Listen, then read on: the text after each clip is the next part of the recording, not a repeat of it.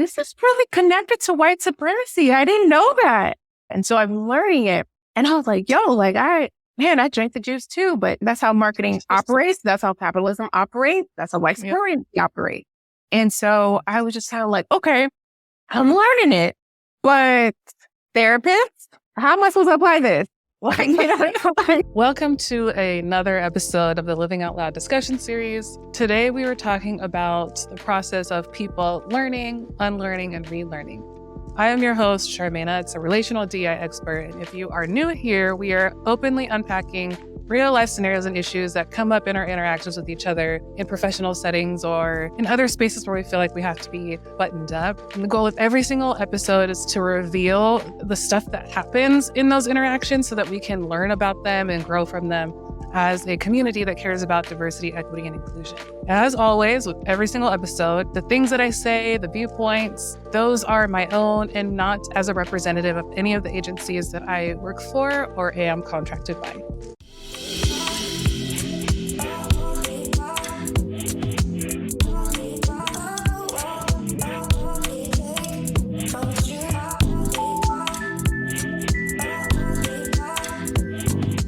Today, our guest is K-Will to me, Krystal Williams Payne to the world, a very close friend of mine. How long have you? It's been like a decade plus, probably like 12 plus years. It's been a minute. Oh my goodness. Yes, you really are a deep friend. You know the pain points and you have helped me through things and vice versa. Like we call each other for the things that you really need a good friend for. I'm really looking forward to having this discussion with you for many different reasons. The way that you be showing up is so like real and engaging, and your perspective is it always teaches me something. And you always lead with your own, which is amazing because it gives us a window into what it really looks like. Wait, let me introduce myself. I go by Krystal Williams Payne. I am a she, her pronouns. I'm a licensed marriage and family therapist with an emphasis on assisting BIPOC individuals find peace with food and building a healthier and a better relationship with food as well as exercise. I lead from a place of self-compassion and also body-based work. So what that means is oftentimes we're operating from a space where we're only operating from the neck up. And we're really not paying attention about what's happening from the neck down. So in the work that I do, especially incorporating being a yoga instructor and sound healer as well, I really do want people that I work with to be invited to what's going on from the neck down. Our body is storing so many emotions that is happening and that we're not even aware of. And so if we can build some awareness around that through yoga, through sound healing, and through talk therapy, that's where I'm here for.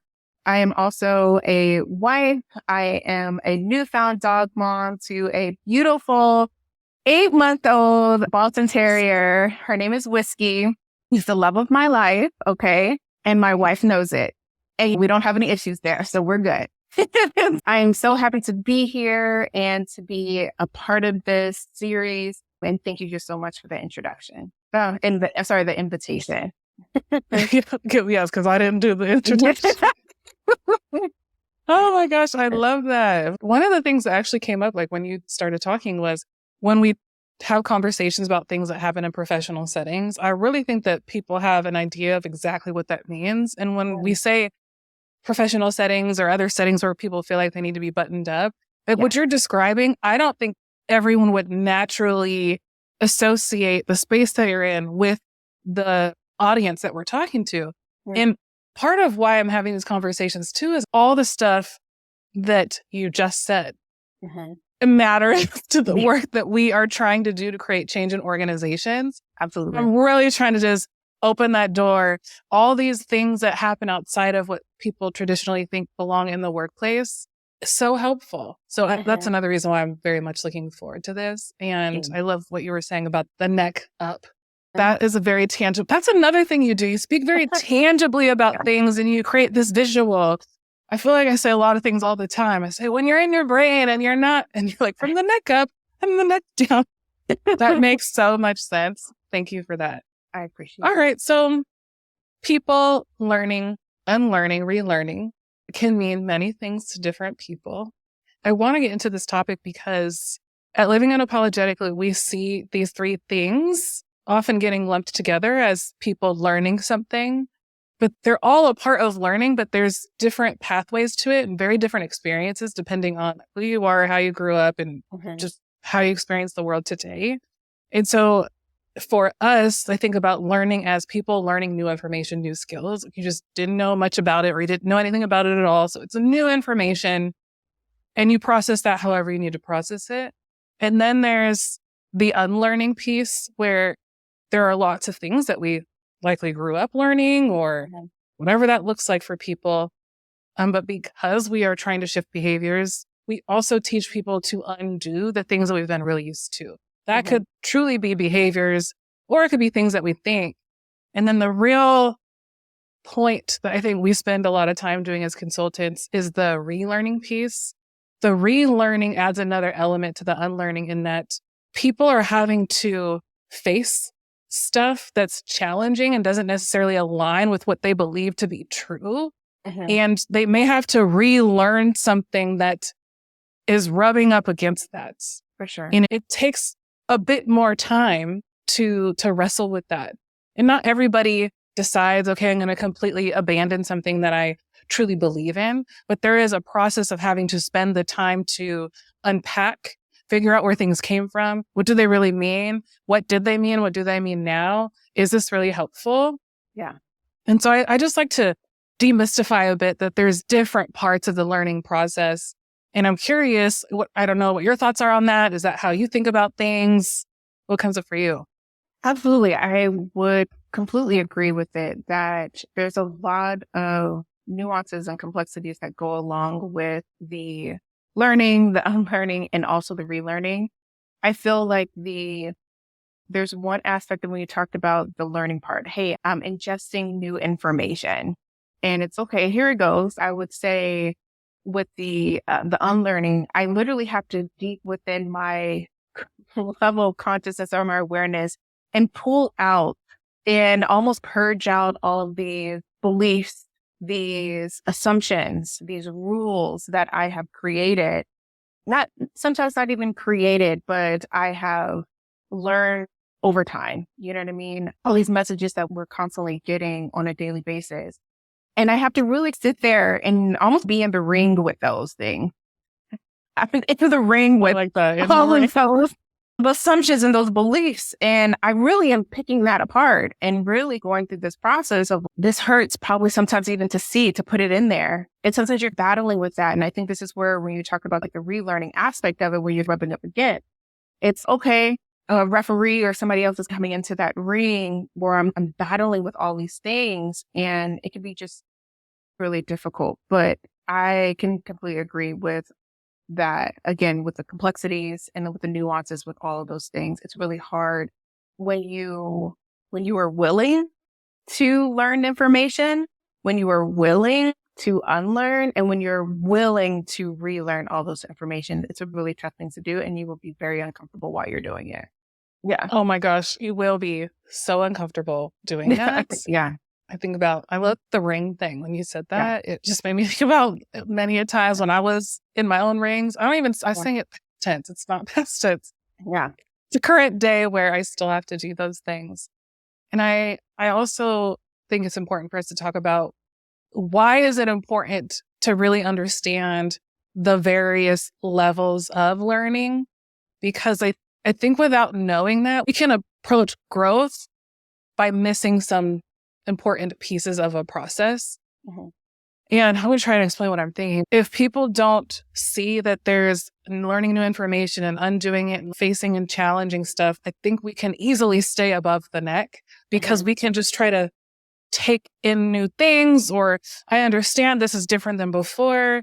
But the other aspects of learning do require us to feel, like physically feel what's happening and what things mean to us and to change. So when you're talking about the ring, like that is a really great picture of how it is not something that stays in our minds. If you're in a ring, you're using a lot of you and your body to be in the space. Yeah. So I haven't really thought about it like that before, but I'm thinking about it now, what it's like for people and the work that I've seen our clients do, our partners do when they're truly doing the work. It feels like that.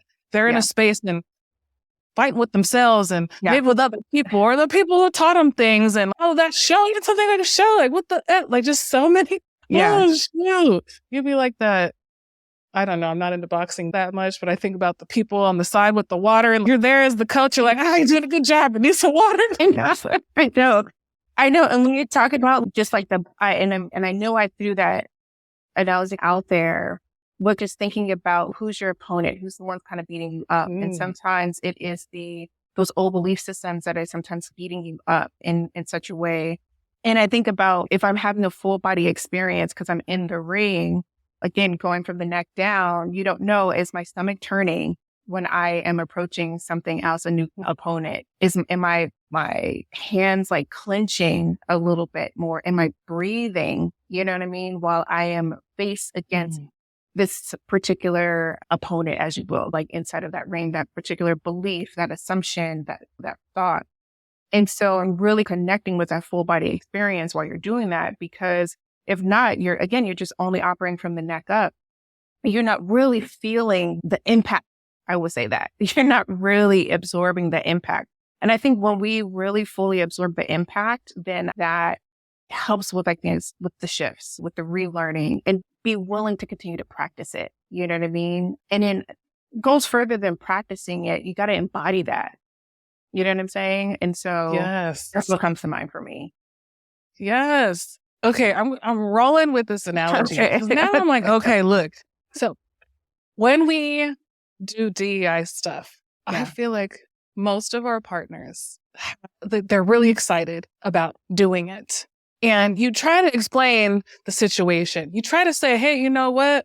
It looks really cool, right? But like, you're going to be in a ring and like a lot of stuff is going to be happening. And they're like, yeah, we got it. And then we do what we can to describe it. But it's not until you get they get in there that it's like, oh, yeah. And probably crawling, get me out of here. Get me out of here. I don't know if I want to do that. Yes. People, no, you don't got to say sorry. Like, look, when you show people the ring, we've had clients that look, no, we did enough. We came into the building. Yeah. We did some cool little practice, but up there, no, thank you. Not doing that. So people won't even do it. Then you have those that shakingly will get in there. Some will just throw themselves in there. They're in there and still not really knowing what all of it is. The other thing is we can tell people, hey, there's a ring, but we don't know all the going on in there. We don't know till you get in there how you're going to experience it. Yeah. But you got to do this so that we can learn what is happening in you to do different. Even when you said something that seemed small, is very significant when you said, are your hands clenching? And what does it mean? Yeah. And I'm like, that to me indicates someone would have to be doing the work so much that they now know that in response to these situations, their indicator that something is happening is their hands clench. What are the different things that you are telling yourself and that you're feeling? And then what do you do besides sit there and whatever it is that the response is? How do you move through that? But you can't help people by just telling them, hey, there's a ring. It's over there. Let's go practice. In there, the rumbling and whoever it is, the opponent is a lot of things and people. And I'm literally visualizing this whole situation and all these people. Like, this makes so much sense. Yeah. Oh. I think I have a question too. And I think this is probably a thing about how do you get people to trust you? Because it's really a matter of, I am giving you an invitation, right? I think it's the difference between an invitation and an obligation, right? I'm giving you an invitation to increase your awareness. And a part of that increasing your awareness and applying it to really embody what I'm saying, there is going to be bruises, right? And how do I trust? How do you get people to trust you? You want me to get bruised up? You want me to be in the ring and constantly doubt myself on how I'm operating? Yep. Why would I do that?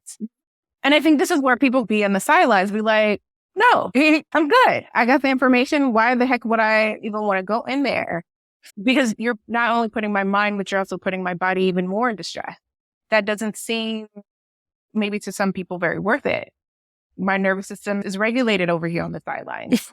So I don't want to go in there. So I just think about, like, how do you get people, and I think willingness is something very internal, but how do you build a trust in people, have people trust you to come inside of the ring and endure those bruises, and recognizing that these, I don't know, just this invitation is going to be more of a long-term internal reward, not only just for yourself, but for others around you.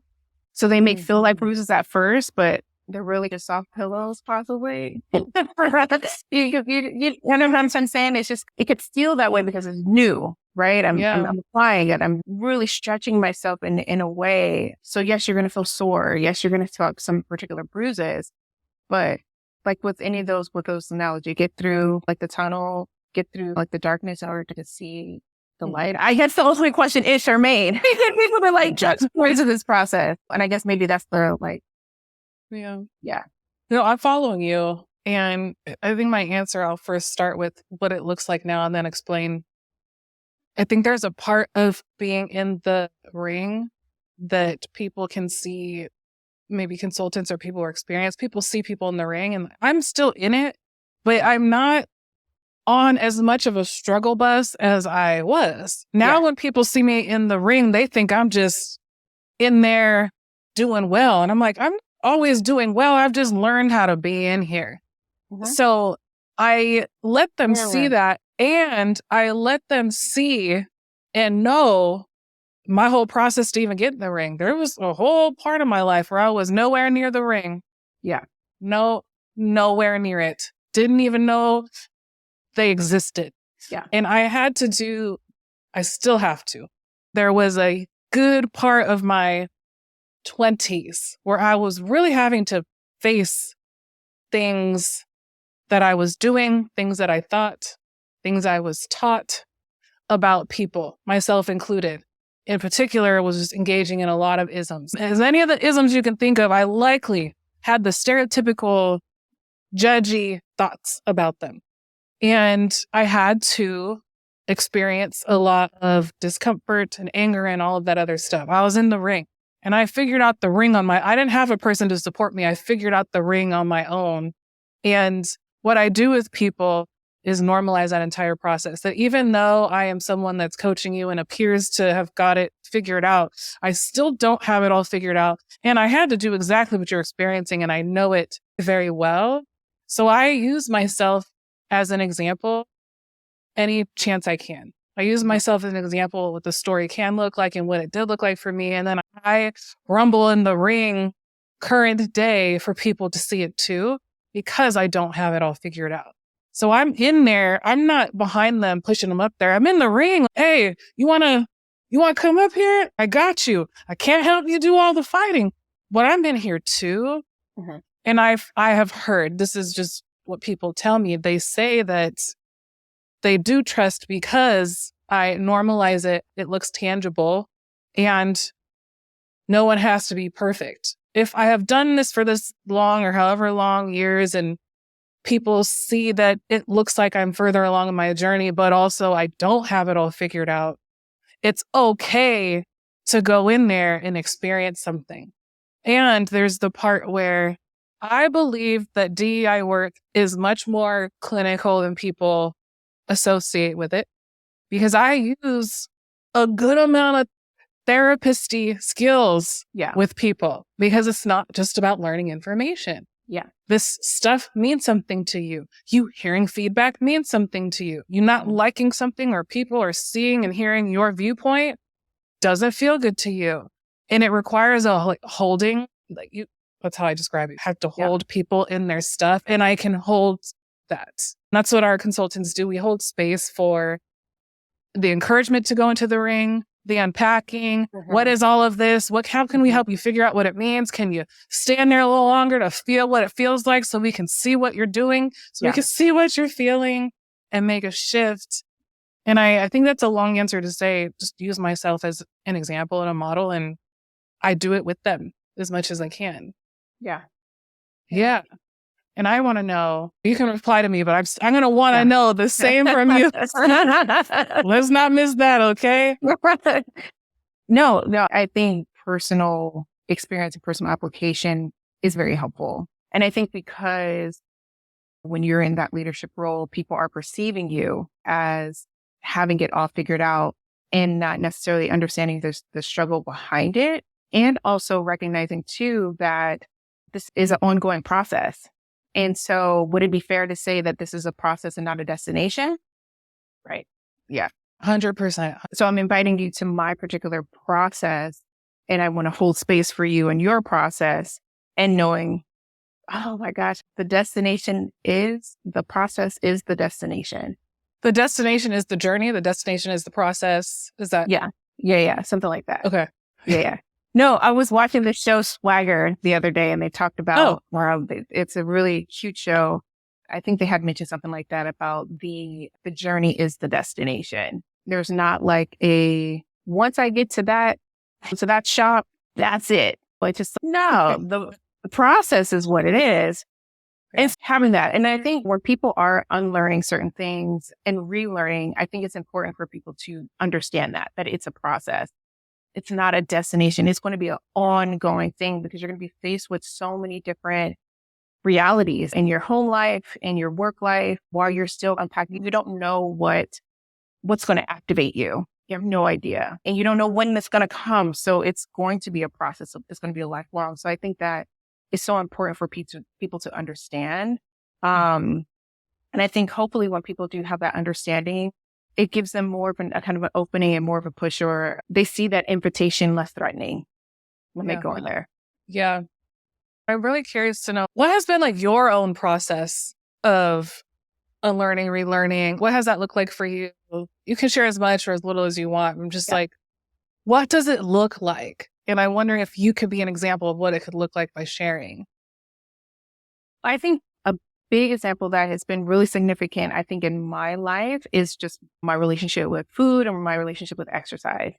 And that has been a struggle since I was a kid. And I would chronic binge eater and a chronic dieter. I got to a point in my life where it was just, I'm not only hurting, I feel like something in my spirit was just, I'm tired. I don't want to do this anymore. And I recognized how it was also impacting my romantic relationship. And I was like, I want to shift this a little bit. And I sought out therapy. It was so funny. I was in Sedona. My wife took me on a trip. I've never been to Sedona before. I was at Sedona, and me and her are sitting on a couch, and we're watching how Stella got her groove back.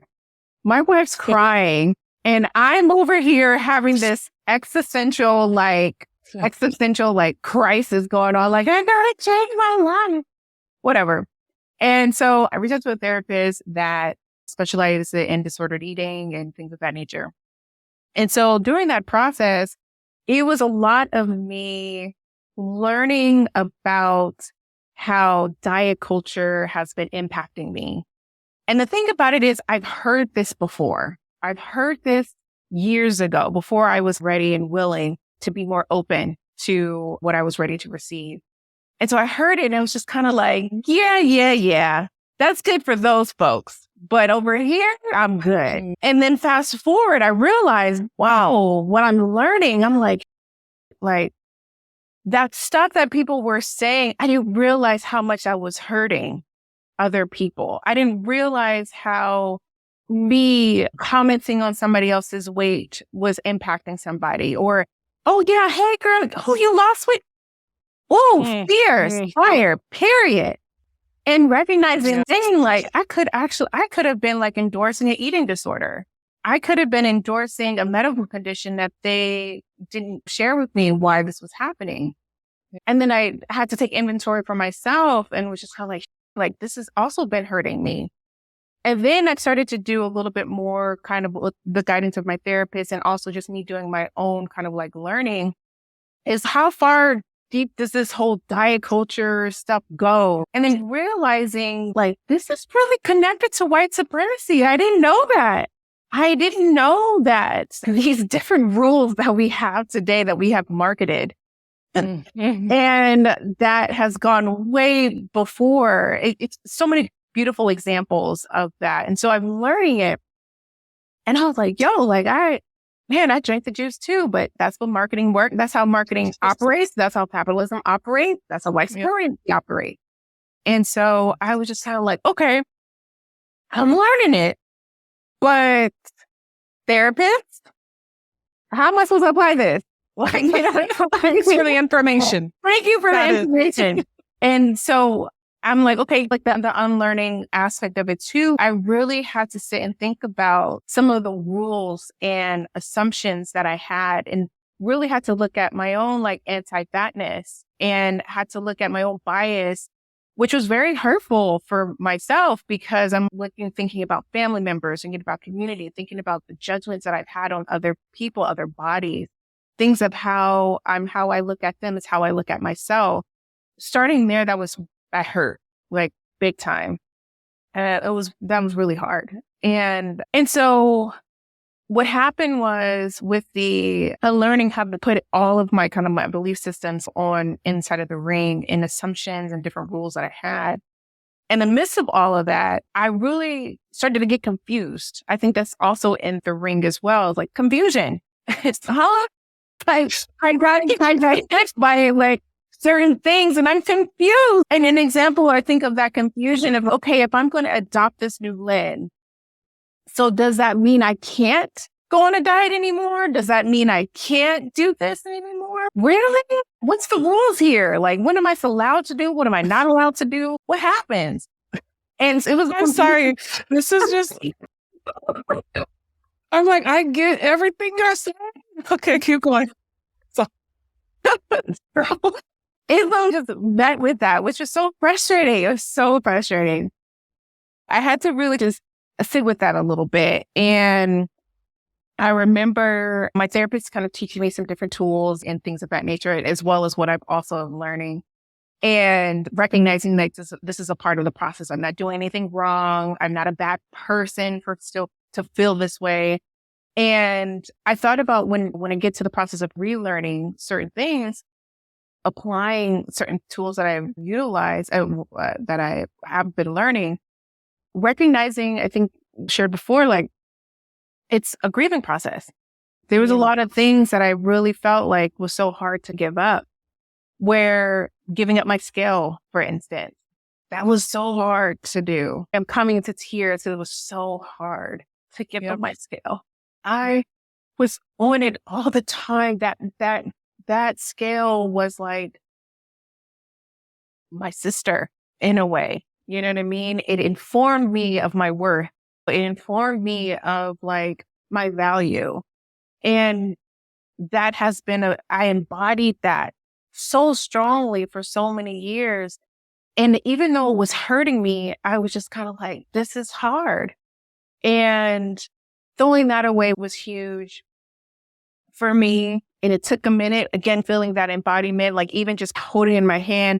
I took it in and out of the trash can, I don't know how many times. So many times.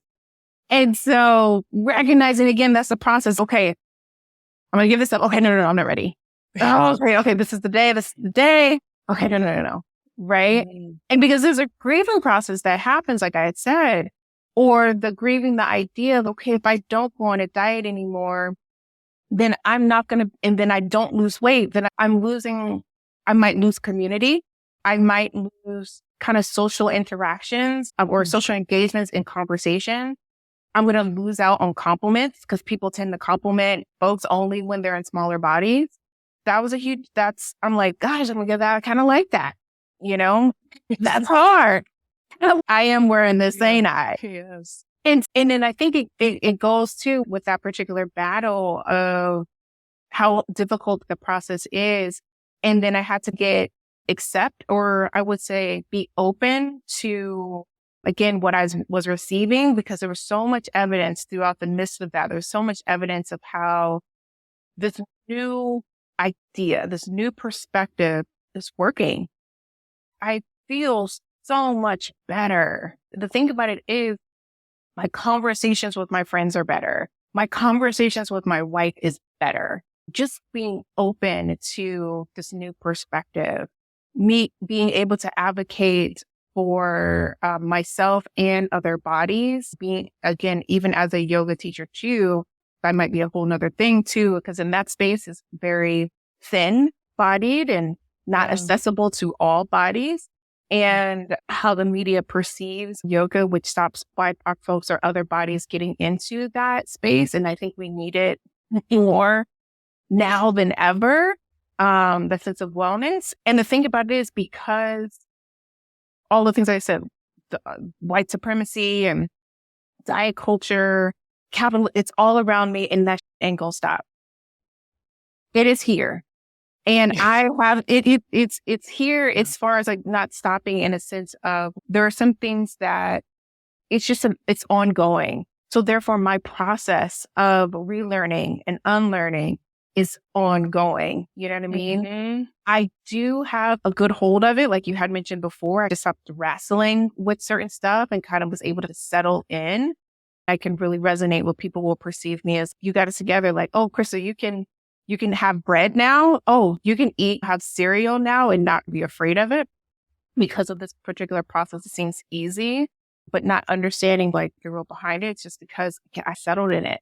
I really went through the depth of it all, and still giving myself some grace and some openness that this is going to be an ongoing process. But damn, like I feel so much better. So much lighter mentally, physically, spiritually. And I think that other people can feel that. And I love that version of myself, except for the version I was trying to chase or hold on to so tightly back in the day. Oh my goodness. First and foremost, thank you.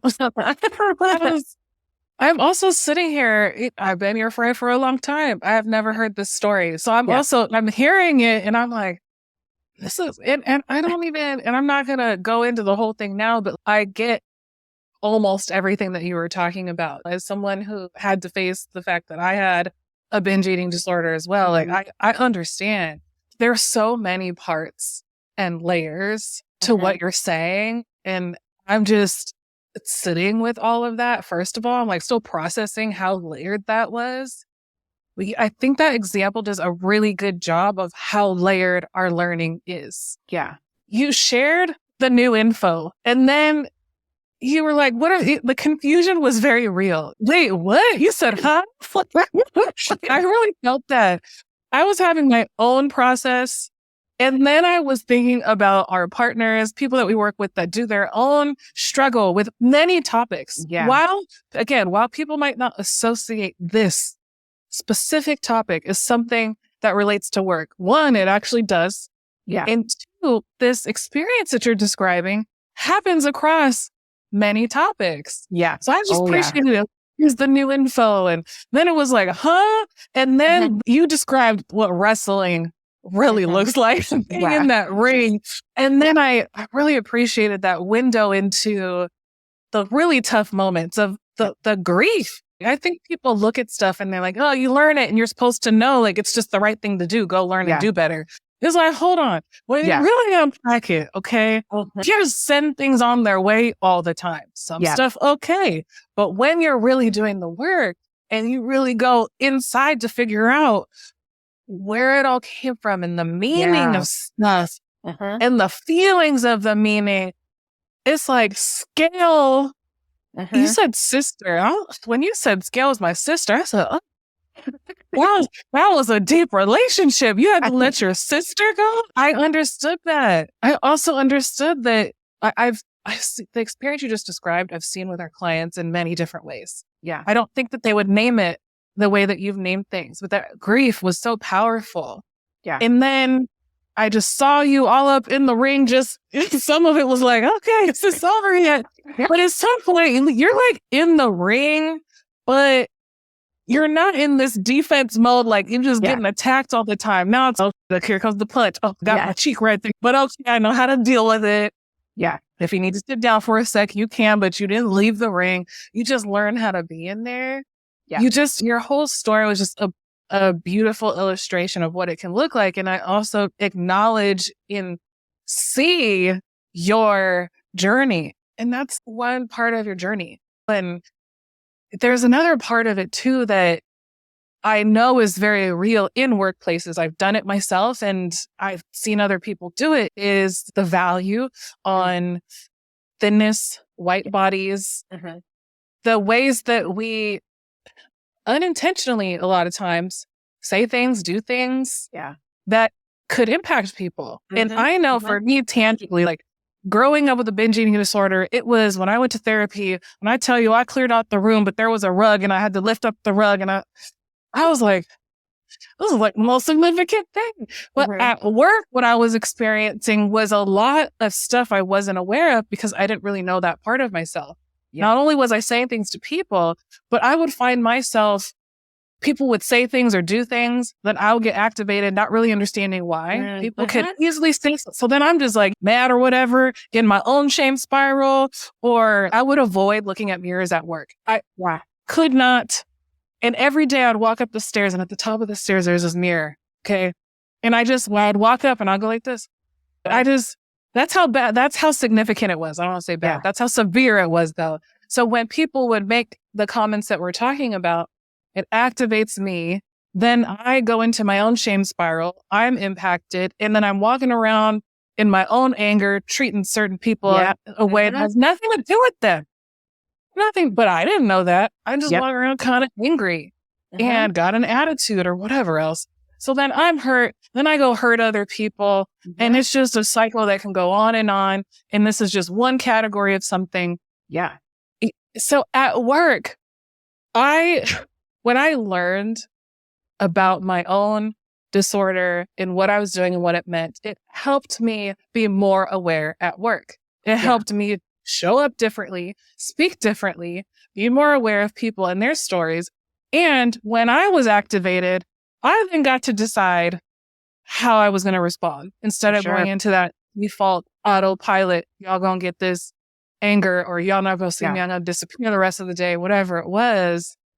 It's just like these moments that you're describing or that I'm describing are so related to professional settings because they are how we show up and interact with people. 100%. 100%. I just thank you so much. Like that, I'm like, I want to do something with this. I'm already recording, but I'm like, dang, this is so good. I appreciate you. Yeah, I appreciate you too, Charmaine. I'm also thinking people are listening. Yes. And they realize, okay, cool, I get it. This ring situation is for me. Are there any, because part of the journey is that you can have support. Yeah. And then there's some stuff that people can do, might want to have on their radars. I'm wondering like what we could share with people so that they can do some parts of the work, knowing that support is part of it. Yeah. What are some like tangible things people could do? Read. I'm not going to lie to you. Information is elevation, and getting the right information to you.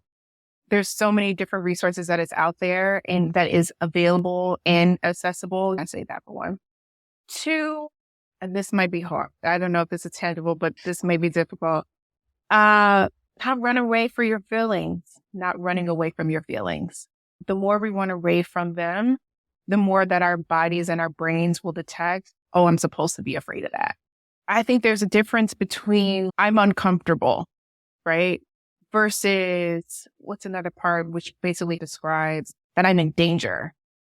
If I am looking at this particular thought, let's just say thought, or things of that nature, or this particular feeling, let's just say that, our feeling, and I'm running away from it, our brains will detect that I'm in danger. right? So that feeling is dangerous. It's important that maybe we can name certain things that like, hey, this is uncomfortable for me, or this, and I like to help clients with learning their feeling. This feels very tender. This feels very hot. This feels very, I don't know, warm or cold or tingly, right? Because if it's feeling very hot, go drink some water that's full of ice cubes, right? Yeah.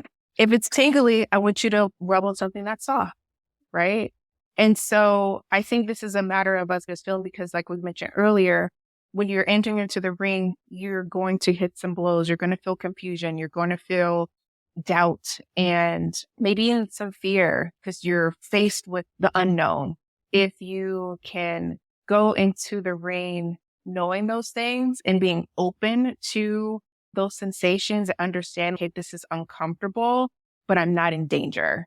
I'm just uncomfortable right now. Sometimes it can be very helpful naming it. I want to say something about that one particular thing because Yeah, it's a really big part of what people and organizations experience, and it's that discomfort and safety, at times feeling like they are used interchangeably. Now, I want to be clear and say plenty of workplaces are unsafe. Plenty of situations and dynamics are unsafe. So I'm going to honor that. And I'm going to lift up that when people experience that stuff that you're just talking about right now, like we have these responses and they're already associated with fear, danger. When we don't slow down and know what that is, it's just that already. It's fear, it's dangerous, and I want to distance myself from it. That was like my default about everything all the time. I'm sure you know this. You've been my friend for a long time. I don't like it. It's cut off, goodbye. That's all I did. I didn't learn anything. I still have to be very aware that this is, I don't like it. I don't like it. It's unsafe. I have to leave the situation. Yeah. However, when we don't know and we just leave because our bodies or our minds tell us it's unsafe without really processing, is this the situation that's unsafe? Yeah. Or are these feelings associated with something that was unsafe? Yeah. But when we instantly say it's unsafe without knowing if this is the situation, then we truly exit moments that we avoid and exit moments. Now, I've seen some really unintentional exits. I've also seen people being aware that this might not be one of those things, but I actually don't like it. So I'm going to just exit the situation. Yeah. So when you're saying like, sit with the feelings and know them, I'm thinking about the very real life examples and how many times I have seen people not know their feelings so much that they associate the feeling with the moment and exit it, and it might not be that thing. And I know this because in the unpacking with people, not only do I help people sit in their stuff in a moment, I also check in after and unpack those moments. And I can tell you, it is not uncommon in the unpacking afterwards. What people described as unsafe in the moment wasn't the moment. It was what it brought up for them about something else. And then they missed the moment. Yeah. And I want to tell people things aren't unsafe because they feel safe at work, but not everything is. And so when we name it, we leave it, and maybe it's discomfort that we don't like. When people say safety versus discomfort, I feel like that's the layer in there that we're not really talking about. And if you don't know your feelings, then you got to spend time with them, like you just said. Yeah. And I thank you for that. Yeah. Yeah. No, I think that when I work with a lot of individuals that have a difficult time with communicating their feelings, let alone feeling them, everybody's operating from the neck up. And I get how difficult that is.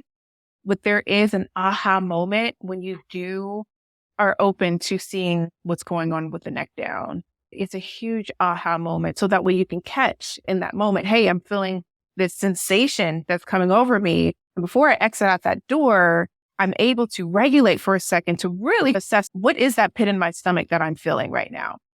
That brief moment can really change again, how people move forward with the unlearning process, with the relearning process, or missing out on certain moments, at that brief moment, if they learn how to feel their feelings, it can just go a long way. Accessing that level of consciousness it can go such a long way. Yeah. Yeah. And that just contributes to the experience in the ring. As somebody who I don't think I felt any emotion besides numb or anger till I started therapy, and I think I was like 30 or it was like later. And when I was in therapy, that's when I realized, I was so cut off. I just didn't even know that I didn't know what emotions were. I had to learn what they were, and then I had to feel them. By the way, that ring situation, I feel like I was took me out. Like, that was took me out. That's what I tell people too. It can be incredibly difficult just to get the new information and wrestle with the new information. But when your life experience is not feeling emotions, I understand it's difficult. I do. And if you don't deal with it, you won't get to this place of real change if you cannot get further into your body. And I think about when I first started doing therapy, this is actually relevant to my current practice as a DEI practitioner.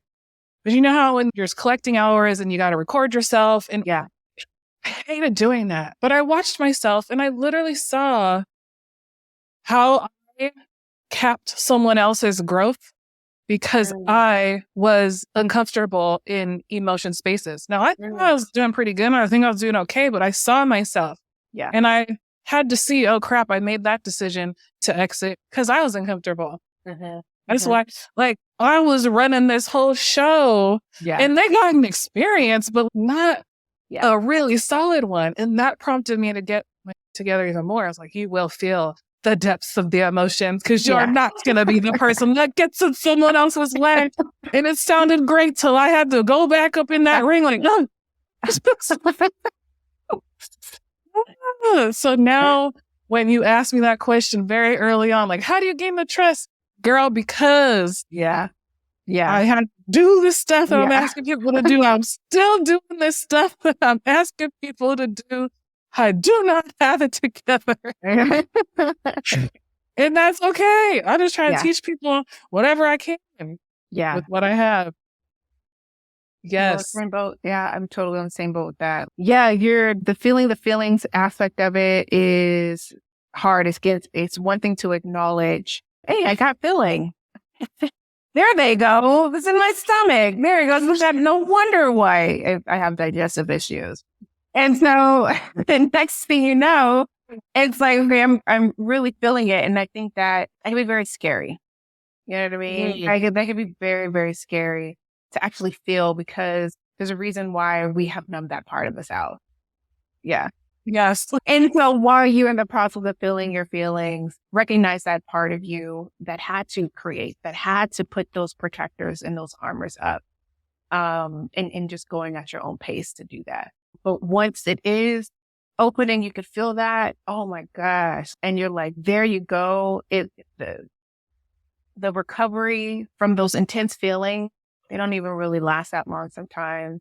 Not as long as it was before. And you're able to communicate them to coworkers, to your spouse, even just to yourself. I know the work that I do with clients as well is like, when I do feel those sensations, can I meet it? Can I greet it with a pillow? Can I greet it with compassion and with understanding and not harshness or trying to get rid of it? You know what I'm saying? And that also makes a huge difference with your relationship with your feelings as well. And in turn, relationship with your body and all that good stuff too, because our emotions are in our body. So yeah. Yes. What we're talking about, I'm hoping, is a really good window into what this work looks like what I keep trying to describe to our partners, or even what I'm really wanting to make space for in this field of DEI, is this is the process of learning. Although people will spend so much money into I don't know, like certificates and trainings and the things to learn the information in our minds. In my personal opinion, there aren't nearly as many DEI practitioners who are able to go to these depths in themselves and then for other people to get to the types of experiences and changes that people are really needing if they want change in their organization. And it just takes so much of your own self-discovery as a practitioner to help other people do it. If people are looking to hire consultants or experts, these are the types of things that you want to be looking for. What is the depth of self to then carry other people through it? Because you don't want to hire somebody and then you're struggling through it and they can't hold it or have no concept of really how to be in the feelings. Yeah. And that's why we are so experiential, practice-based. Like that's our space. We'll teach you some information, but we are going to be sitting in this stuff as much as possible. Give you a little break. Here's some water. And then we're going to keep practicing so you can develop this ability to stay in it. Yeah. Because it's not, you don't have to be in the ring struggling for forever. You'll just be in the ring and learn how to be in there. Yeah. So I'm just like wanting to lift that up. Yeah. This work isn't for everyone. And if you want to be a really good practitioner, just want to encourage people to open this door for themselves too. And be curious about what are the limits that your clients are experiencing in your own limitations. Yeah. Yeah. Yes. Is there anything else you want to say before we wrap up? It was a pleasure being here. Thank you for holding space for me, especially with hearing my internal process with the learning, unlearning, and relearning. I really appreciate you, and I hope to do this again. Same. I hope you do this again here with me. Like we never want to go up here. That's okay. Well, if people want to get in contact with you, what's the best way to do that? You can email me at Krystal with a K, Krystal, at therapy2empower.com. You can also follow me on YouTube at Yoga by Krystal, where I'll be providing mental health tips as well as asanas, which is physical postures, and helping people learn about yoga off the mat. You can also follow me on TikTok, where I post funny videos about my life as a therapist at Krystal, the yoga therapist. Please follow her. Especially, I mean, in the other places, but like on TikTok and I think YouTube as well. You're starting to put stuff there too. Hilarious. Just your videos bring me so much joy. I scroll, be like, unmute. I'm trying to hear all of this. It's hilarious. It's hilarious. So thank you. If you want to get in contact with me, you can visit me on our website at livingunapologetically.com. All of our social media handles are on there. You can email us. There's freebies on there. FYI, our guided meditations are available. We will keep adding more. The meditations are specific for professional setting situations. People sitting in their spiral of shame after they heard feedback and claiming worthiness in the face of discrimination. And the last one is how to prepare for difficult conversations. We will have more, but those are available now. They are free. There's some other stuff on there. You'll have access to buy my book, Bias Conscious Leadership, a framework for leading with action and accountability. Please share this with your networks. Have conversations. Share how they go. Like, comment, subscribe. So until next time, hope you have a good one and that we connect soon. Bye. Bye.